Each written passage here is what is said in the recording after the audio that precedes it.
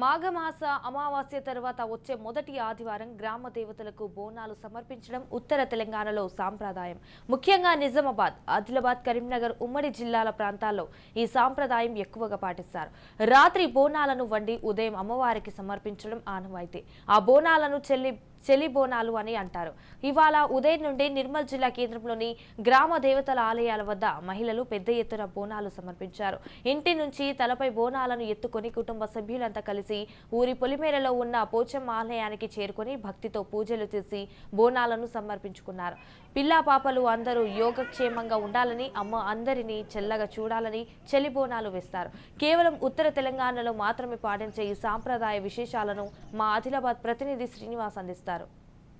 ఉత్తర తెలంగాణలో దండువైన అమాస తర్వాత వచ్చే ఆదివారం నాడు ఇక్కడ చలి భోజనాలు వేస్తారు. ఇది ఎక్కువ శాతం ఆదిలాబాద్, నిజామాబాద్, కరీంనగర్ జిల్లాలో వేస్తుంటారు. అయితే ఈ చలి బోనాల యొక్క ఆచార వివరం ఏంటిది, ఈ బోనాలు ఎందుకు వేస్తున్నారని చెప్పేసి ఇక్కడ మన భక్తులు ఉన్నారు, అడిగి తెలుసుకుందాం. చెప్పండి అమ్మా, ఈ ఆచార వివరాలు ఏంది, ఇది ఏ విధంగా మీరు చేస్తున్నారు? ఇది అమావాస్య తర్వాత వచ్చే మాఘమాసము మొదటి ఆదివారం రోజు ఇక్కడ బోనాలు సమర్పించడం జరుగుతుంది.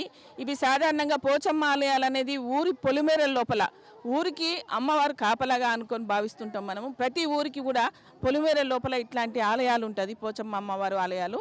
ఈ మాఘమాసం మొదటి ఆదివారం నాడు అనేక మంది భక్తులు వచ్చి ఒకరోజు ముందు చలి బోనము అని ఎందుకంటామంటే, చలి అని అంటే నిన్నటిది అంటే మనం ఒకరోజు ముందే ఇంట్లో శుద్ధి చేసుకొని రాత్రికి రాత్రి అన్ని కడుక్కొని శుద్ధి చేసుకుని రాత్రి వండుకున్న బోనము మళ్ళీ ఉదయాన్నే మనం స్నానాలు ఆ పూజలు అవన్నీ చేసుకొని అమ్మవారికి మళ్ళీ ఇంకొక ఉడుకు బోనం ఇవన్నీ వండుకొని తీసుకొని వచ్చి ఇక్కడ అమ్మవారికి ఇప్పుడు వచ్చే పసుపు పంటలోని పసుపు ఆకులు, పచ్చటి ఆకులు, తర్వాత ఉల్లి కూర ఇట్లాంటివన్నీ సమర్పిస్తూ అమ్మవారికి నేతి దీపాలు పెట్టి కొబ్బరికాయలు కొట్టుకొని బోనాలు సమర్పించుకోవడం. ఈ బోనాలకు పసిపిల్లలతో సహా చిన్నవాళ్ళు, పెద్దవాళ్ళు, ముసలి వాళ్ళు అనకుండా ఇంట్లో ప్రత్యేకంగా అర్ధరాత్రి నుంచి పండుగ వాతావరణంతో వాళ్ళందరూ వచ్చి ఇక్కడ బోనాలు సమర్పించడం జరుగుతుంది. ఈ బోనాల లోపల ముఖ్య ఉద్దేశం ఏంటంటే మనకు ఊరి పొలిమేరలకు చుట్టుపక్కల అటువంటి కలరా వ్యాధులు కానీ ఇంకా ఇతరత్ర వ్యాధులు గ్రామం లోపలికి రాకుండా ఉండాలని, అమ్మవారు ఆశీర్వదించాలని, మనము పూర్తిగా ఆయుష్ ఆరోగ్యాలతోని పసిడి పాడి పంటలతోని పశు సంపదతోని